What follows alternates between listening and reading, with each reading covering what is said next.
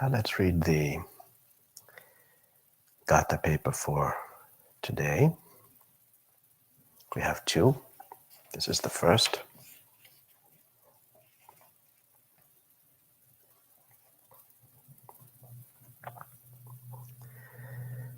The full breath.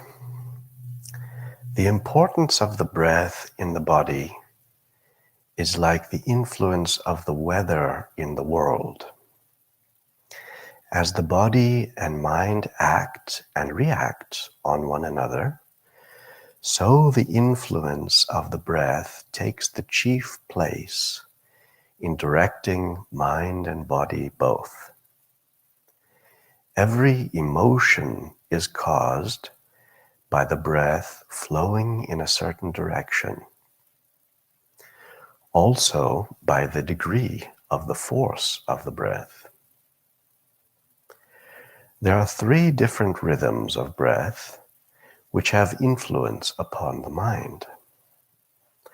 Slow breath gives tranquility to the mind, and all the creative faculties of mind have scope of work given by this rhythm. Moderate breath helps the mind to continue its activities. If one wanted to make out a plan of work or wished to accomplish a certain work, the slow activity of breath, spoken of above, would not be helpful, though for poetry or music, the activity of breath, which is slow, is more helpful. But quickness in the rhythm of breath produces confusion, although it gives a force to physical activities. One can run better or swim well when the breath is in a fairly quick rhythm. When the rhythm of the breath is too quick, it brings confusion to the mind and exhaustion to the body. One who does not breathe fully, in other words, freely and deeply, can neither be physically well nor make use of one's mental faculties. Very often one finds most learned and intelligent people unable to work as they wish and incapable of finishing a work which they have taken up.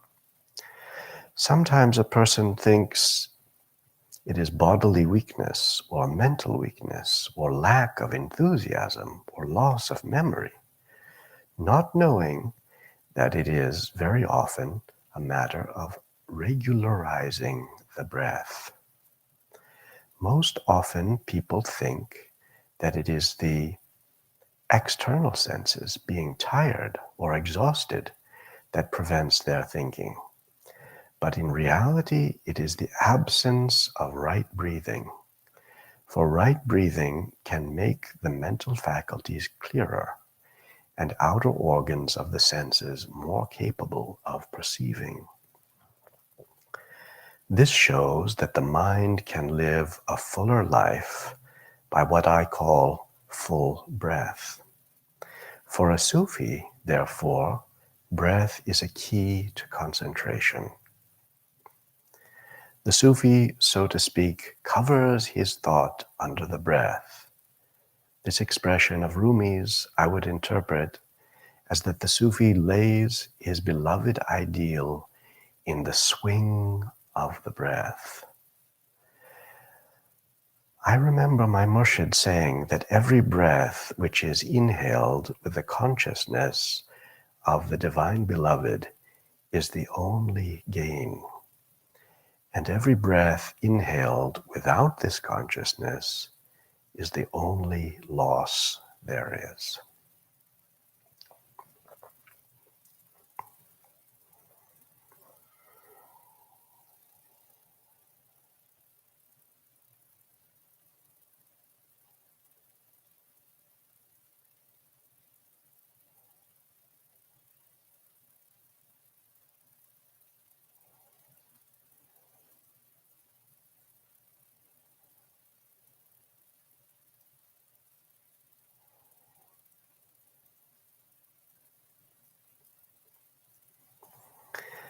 So here Murshid begins by comparing breath in the body to weather in the world.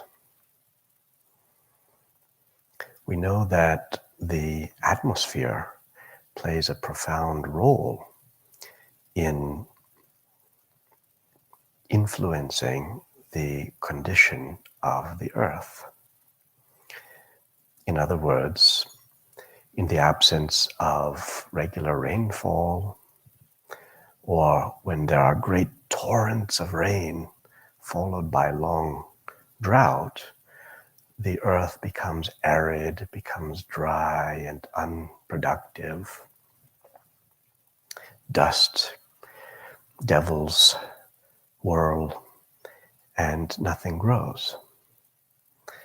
But when the climate is equilibrious and the rain falls gently, periodically, then green things flourish. So if one thinks of one's body this way, one can think of the breath as the atmosphere of the body.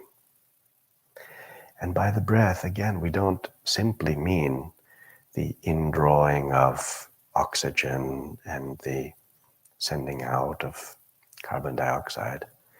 That is one part of the phenomenon of breath. But ultimately, breath means the oscillation of the life field as a whole, the indrawing of light, vibration, energy, and yes, air.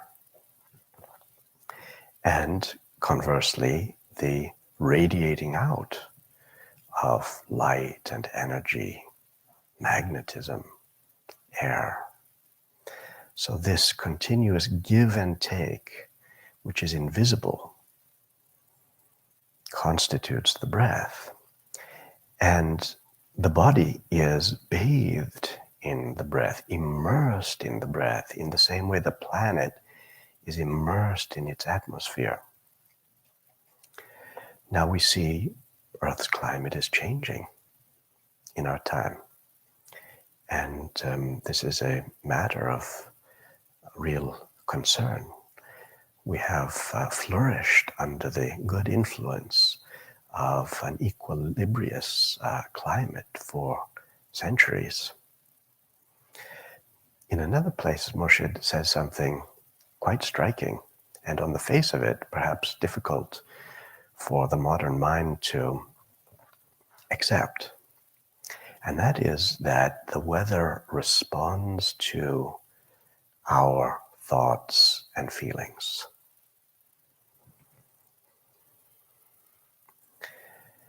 Now, a purely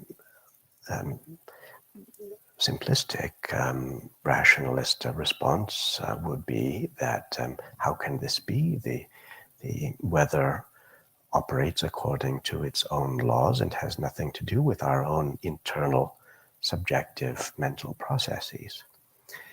However, we can see that our very way of living in this world, our way of life, is the manifestation of our thought.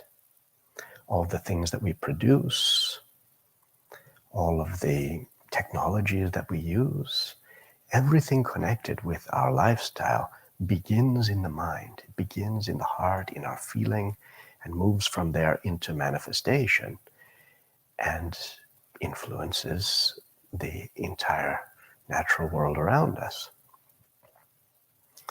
So even from a purely physical point of view, we can see that our inner thoughts do reflect themselves in the atmosphere. And perhaps some of you have had experiences such as I have so many times had, when at just the moment when there is a special moment, a blessing, a moment of lifting up of an intention, of a of a sacred purpose, something changes in the sky. Suddenly the rain falls, or the clouds open up and the sunlight comes down. Or, as in the story of Moses, the sign comes, or in the story of Noah, the sign comes as a rainbow. So signs are given, and there is a mysterious interaction between what is above and what is below. Likewise, there's an interaction between our breath and what is within the body. And that means not only the physical organs, but also the subtle organs, the lataif. And these lataif are like roots and seeds in the dry earth. And when the weather is barren of moisture, when the rain does not fall, then all is desiccated. But with the coming of the monsoon, with the coming of the rain, the soil is moisturized, the inner part of the body is irrigated.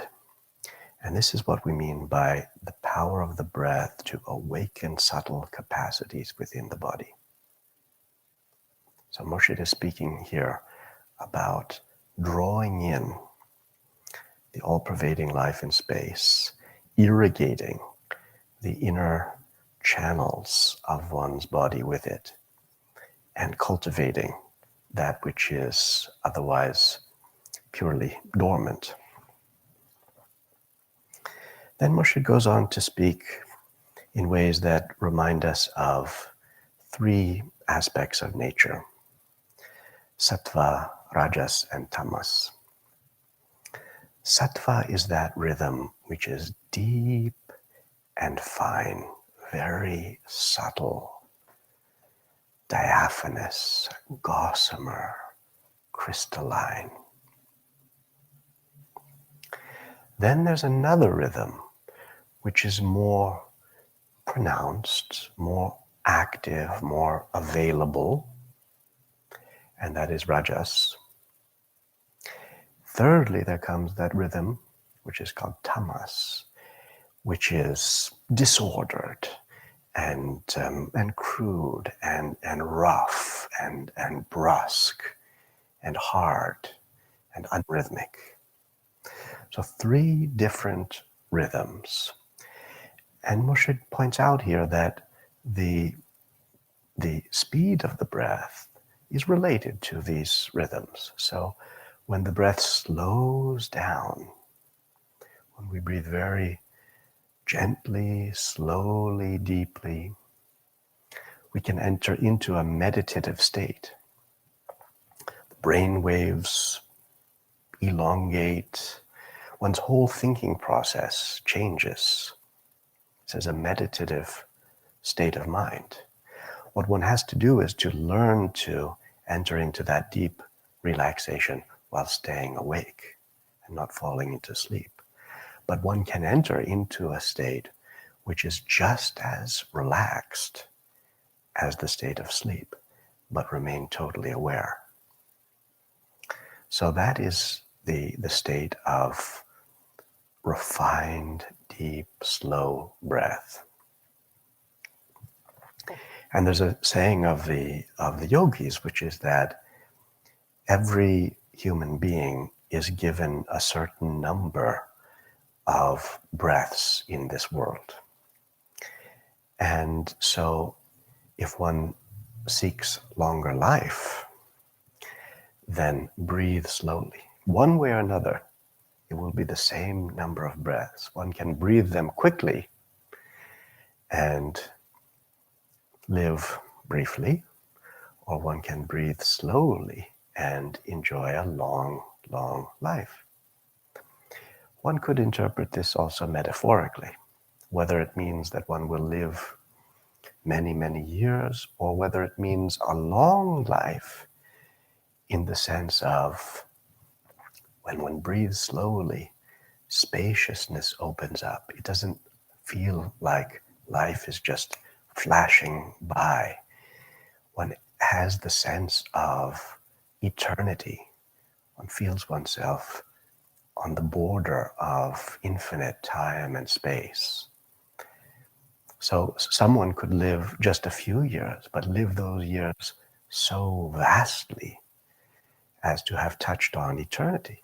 Someone else perhaps lives a very long physical life, and yet it just flies by.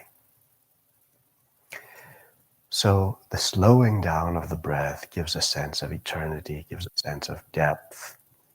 And Murshid reminds us this is the wellspring of creativity.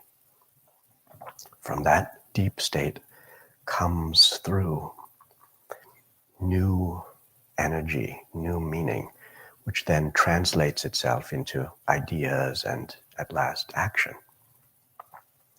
But when you want to work with ideas then, and begin to work with action, then you need to bring the breath into a more brisk condition. So that's the second kind of breath, which isn't so slow as to be completely inward.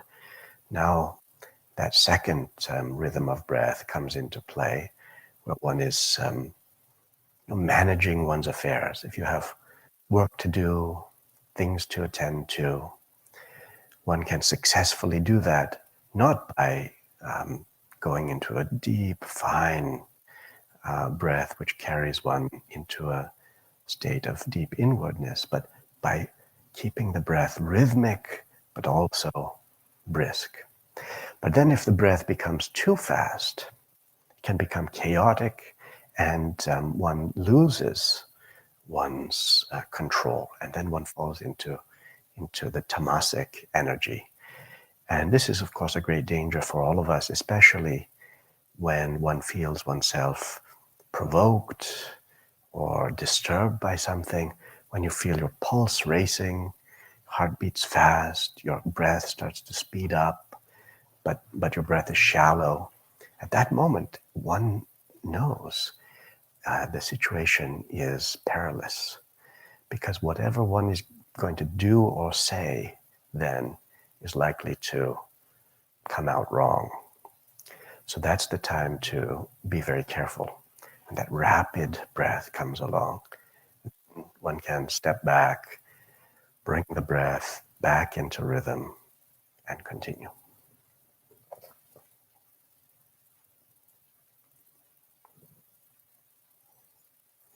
And then Murshid says that the breath is like a swing. And one places one's thought into that swing, going out and coming in. Keep the rhythm. If it's a divine name, place the divine name in the swing. If it's a question that you have, a question on your mind, put the question into the swing. Send the question out and out and out, and then listen what comes back on the inhalation. The breath is constantly a dialogue, a give and take. So consider it as a rhythm that continues to churn, and whatever you want to bring into that mill, the mill of the breath, that will be worked on. It will be worked on in your mind, in your heart. So be careful also, because if you have a rhythmic breath and a powerful breath, and you bring into it a thought that actually you don't intend to brood upon, that thought will delve deeper and deeper into your mind, into your heart, by force of breath. So the breath, whatever it takes into itself, whatever it churns, becomes very palpable, becomes very immanent in one's being.